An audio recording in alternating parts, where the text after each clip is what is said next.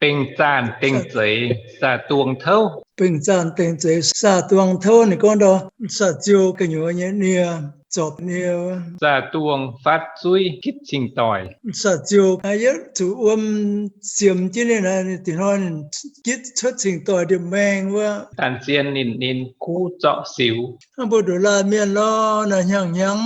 ta năng nhằng ta khu con chết tổng hả tao bố mà xe mà tội mà ọ bố con chết con tí con như vậy cũng tổng hả tao mà gỗ mà áo nè bố cụ con vào cụ con là giàu nữa mà dám tổng hả tao Vụ cuối nín nín giòn cọ giỏi. miền mai miền là nhằng ta trồng chú lùng ta năng lù bố mai nhằng có gì nhằng bọn chú ta cầu hú tê nè mai nhằng ta chú phìn hăng chuang miền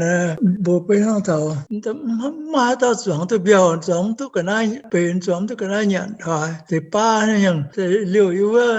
chiếm chứ chẳng trình tỏi nó này đủ là miền này nhằng từ khu cho miền khuân thiên công chết là dạo